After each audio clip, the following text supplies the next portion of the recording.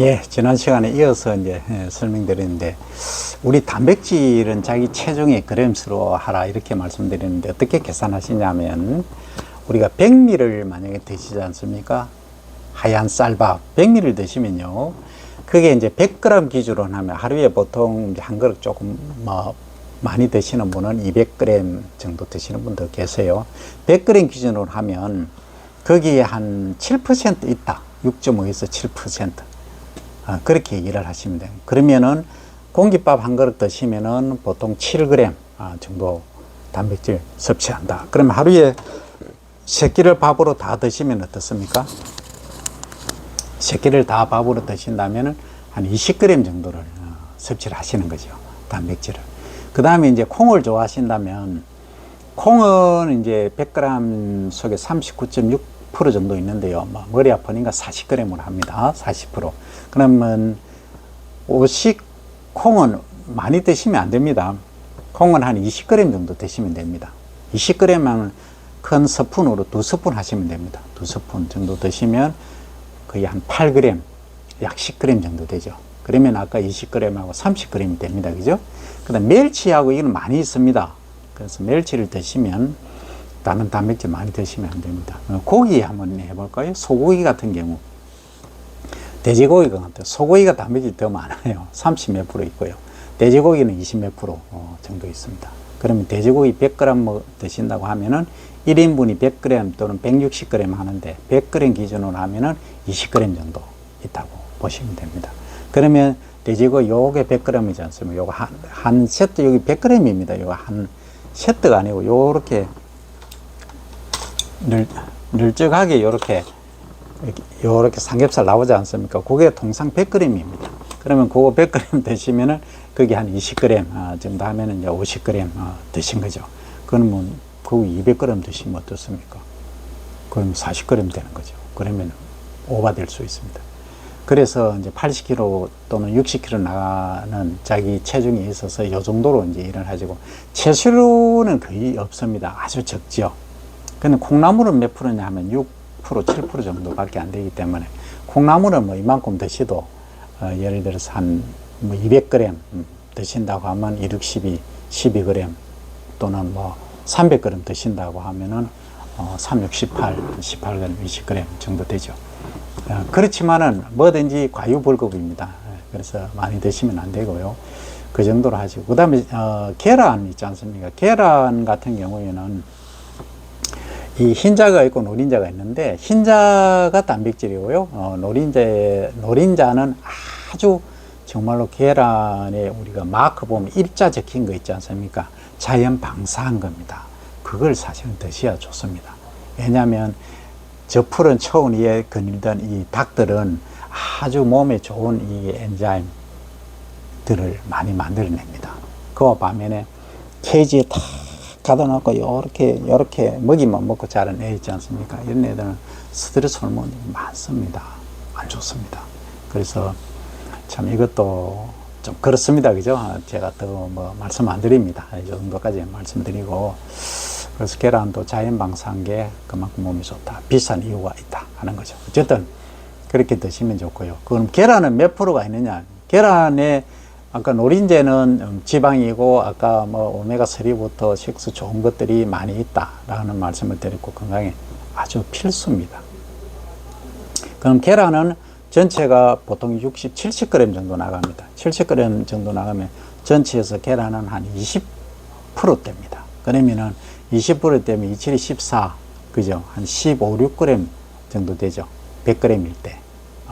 70g일 때 14g 정도 되는 거죠. 적은 양은 아니죠. 그래서 계란 하루에 정상적인 사람, 신장이 나쁘지 않은 사람 하루에 2개를 드시라 하지 않습니까? 근육 운동 하면서, 그죠? 일반인은 계란 뭐 1개 정도 드시고, 신장이 조금 안 좋으신 분, 정상적인 분은 하루에 2개씩, 2개 이상 드시면 안 됩니다. 그 다음 두부 있지 않습니까? 이 두부도 한 6%, 7% 정도 있거든요. 그러면 두부는 얼마나 드시냐 하면은 4분의 1모를 드시면 됩니다. 4분의 1모. 이해되십니까? 한 모, 이렇게 아시죠? 그 4등분해서 그 4분의 1만 드시면 됩니다. 신장이 안 좋으신 분은. 그러니까 한 80kg 정도 나가시고 건장하신 분들은 반모 정도 드셔도 문제가 없다 하는 겁니다. 그래서 자기의 그 건강 상태를 정확히 아셔야 됩니다. 어떤 분들은 이게 뭡니까? 바디빌딩 한다고 막 이렇게 근육 키운다고 막 이거 사지 않습니까? 심각한 문제 나올 수 있습니다. 그거 혈압 나중에 오르고 당까지 있다는 순간 신장이 급격히 나빠질 수 있습니다. 그래서 우리가 뭐든지 그렇지 않습니까? 과유불급이라고. 일대 과함은 부족한 만큼 못하다. 차라리 조금 부족한 게 낫다 이겁니다. 그래서 건강 지키는 것은 과유불급을 꼭 인지를 하시고 그렇게 음식을 드셔 주시면 됩니다. 자, 그 다음에 아까 제가 세포 얘기할 때 이제 면역세포의 T세포를 얘기를 이제 잠깐 뭐 후상부하고 이렇게 얘기만 했는데 우리 킬러 세포 뭐 이런 쪽으로 얘기를 했지 않습니까? 이 T세포는 뭐냐면 딱 요거를 잡고 결박을 딱 하고 있는 거죠. 아까 후상부도 큰 덩어리를 이렇게 결합하고 후상부는 좀 작은 거, 대식세포는 좀 큰 거 이렇게 결합해서 죽인다고 했고 후상부는 이게 농으로 이렇게 만들어낸다 이런 말씀을 드렸는데요.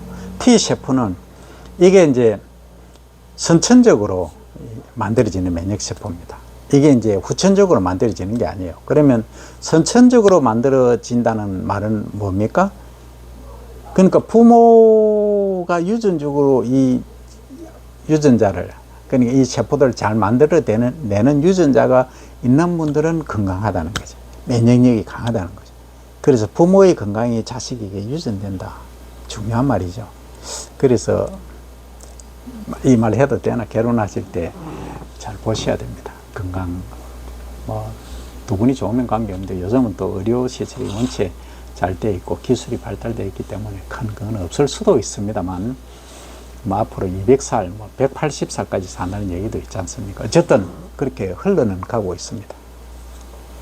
그 다음에 이제 아까 호상구 세포 호중구 얘기했지 않습니까? 얘는 뭐냐 하면은 하나를 딱 이래 잡지 않습니까? 잡으면 얘만 잡는 게 아니고 그 다음에 얘가 또 다른 놈을 잡고 해서 일명 좀비 세포라고 합니다. 좀비 역할을 한다는 거죠.